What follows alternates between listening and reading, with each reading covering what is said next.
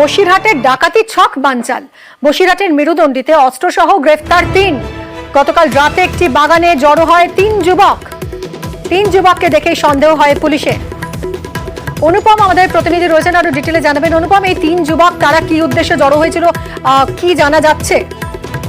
হ্যাঁ দেখো মিমি, ওই যে বসিরহাট থানার আন্ডারে যে মেরুদণ্ডী, সেই মেরুদণ্ডীতে গতকাল গভীর রাতে মেরুদণ্ডের পাশেই সুইচ গেটের পাশে একটি বাগানে কয়েকজন যুবক তারা জড়ো হয় এবং এলাকার মানুষ বুঝতে পারে যে একটা বাগানের মধ্যে কয়েকজন যুবক জড়ো হয়েছে গভীর রাতে। তখনই তারা বসিরহাট থানায় পুলিশকে খবর দেয় এবং বসিরহাট থানার পুলিশ কিন্তু ঘটনাস্থলে গিয়ে তাদেরকে ঘিরে ফেলে এবং ঘিরে ফেলার পরে তাদের কাছে সার্চ করে দেখে যে তাদের কাছে আগ্নেয় অস্ত্র, গুলি, লোহার রড তাদের কাছে থেকে উদ্ধার করে এবং তাদের কাছে জিজ্ঞাসাবাদ করে পুলিশ জানতে পারে যে তারা পাশে একটি বাড়িতে তারা ডাকাতির উদ্দেশ্যে সেখানে জড়ো হয়েছিল এবং তাদেরকে গ্রেফতার করে নিয়ে আসে এবং আজকে তাদেরকে বসিরহাট মহকুমা আদালতে তোলা হবে।